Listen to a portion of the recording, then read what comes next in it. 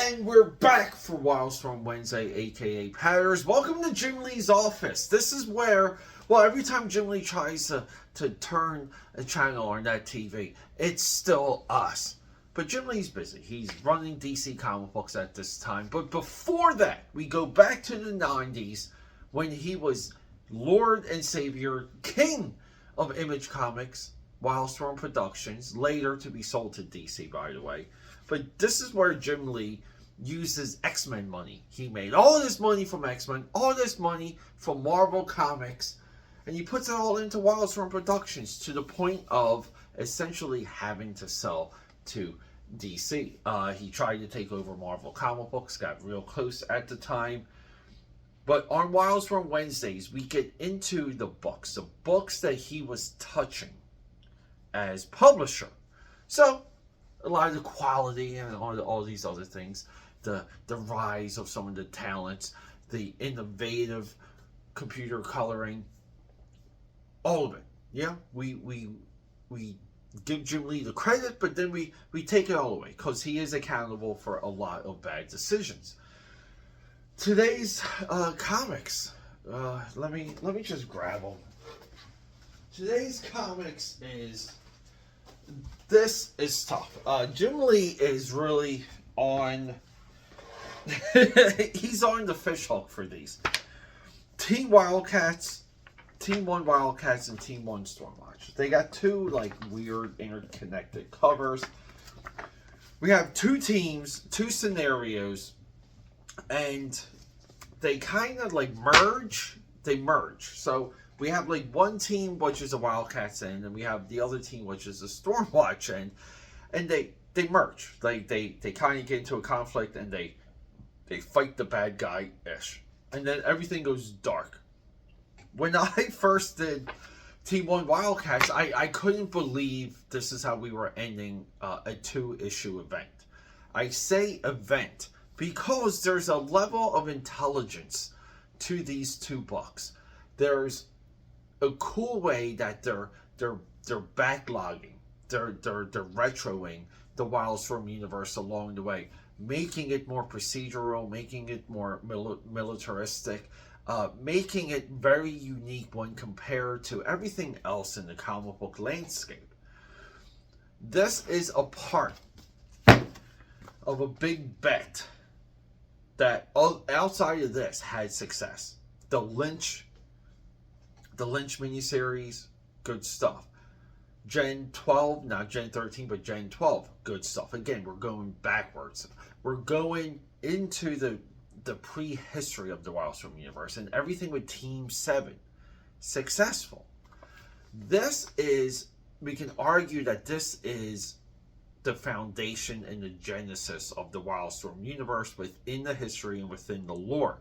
And because of that, we have to hold this to a standard, and it just falls short. And this is one of my most frustrating reads of the couple years I've been doing Wildstorm Wednesday. So just let's hit the drawing table.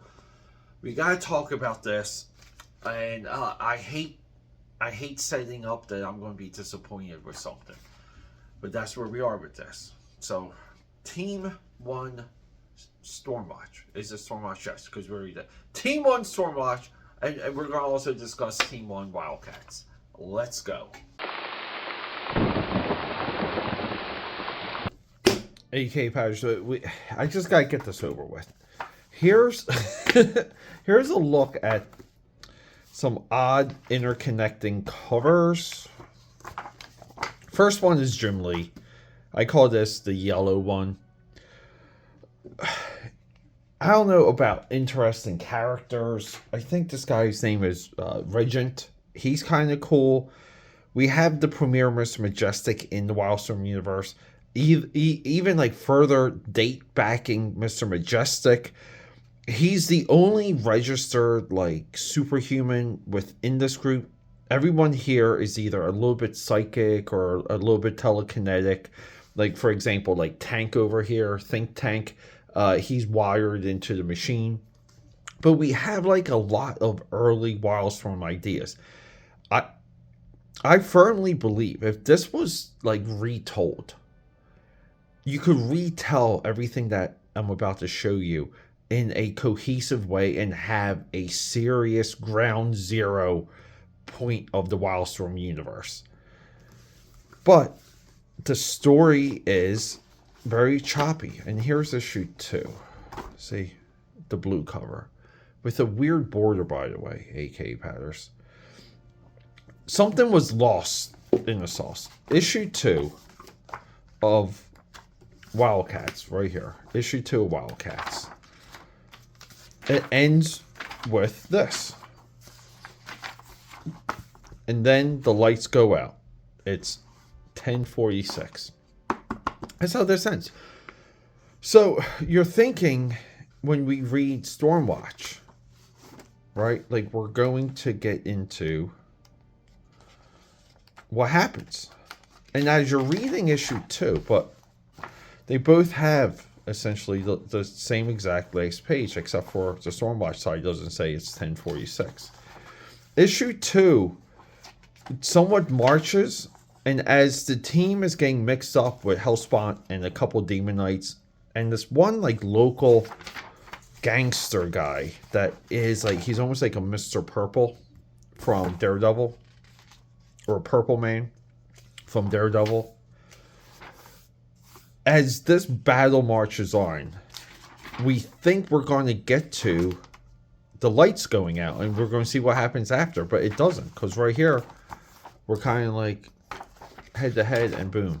So I don't know what happens after this. I don't know what, I might have it. In context wise, these 4 issues, one story, but these issues take place right after Wildstorm Rising. Wildstorm Rising, it's a company-wide crossover, and it's a halfway decent one. People get Wildstorm Rising mixed up with Fire from Heaven, where they killed Deathblow, and they introduce almost like Wildstorm 3.0. You would have like Phantom Guard and Savant, or Phantom Guard, Savant Guard, Hazard. There's a couple other titles that come out of the next company-wide crossover. We can kind of argue like this is Wildstorm at the top of their game, and everything kind of goes down. Wild Core is another one. Wild Core gets Backlash. He's got an ad here. Like Backlash gets his own team post Fire from Heaven. To sum things up, we have these, again, we have these proxies. Like this is a Jacob Merlot proxy. And we have this assault near a submarine. This is all within the Wildcats. We got a Caribbean Warrior. Again, the Zealot. But then we also get Hellspawn in like a trench coat. And the whole scheme is he just wants to, like Hellspawn just wants to get $100 million, or they're going to basically start nuking things. And then Hellspawn turns everything onto his human surrogate, his human crime partner. So he's by himself, and then like kind of like all hell breaks loose. But Hellspawn's still like running around in his trench coat. We got Tom Rainey here on artwork, right here, and Steven T. Seagal does really good work later in Wildstorm. This is like, if I could sit down with Steven, I really have so many questions. I have a ton of questions about these 4 issues.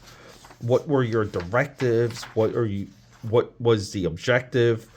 Like, clearly we have characters that have to die, because this is like a little bit of a Rogue One situation.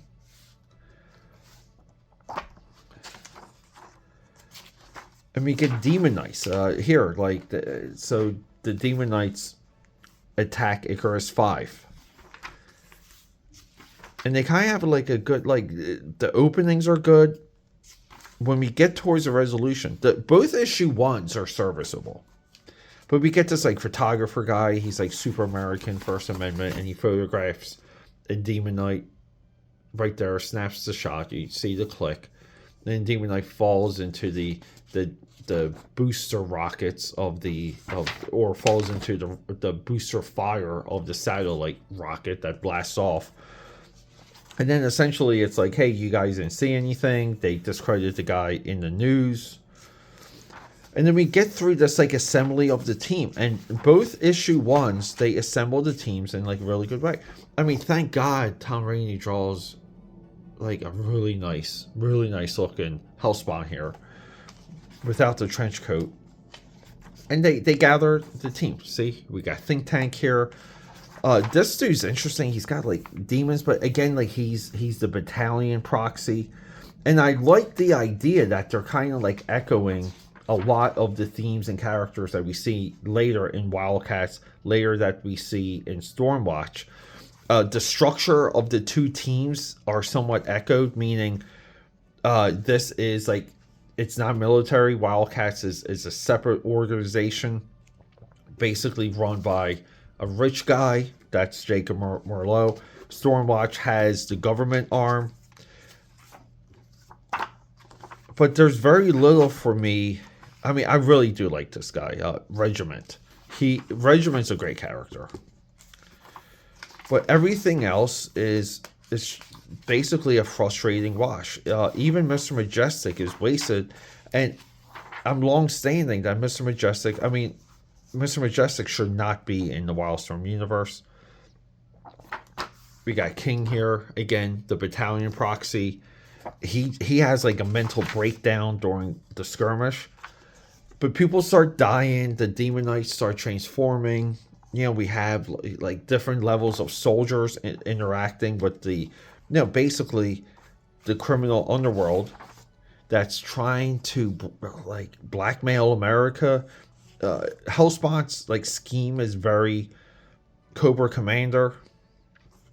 But AKAPAD, I wish I could get into more about these books, but I just don't think it's a cohesive read. Very confusing. Anyone in the comments that knows what happens after, I'm going to do some research.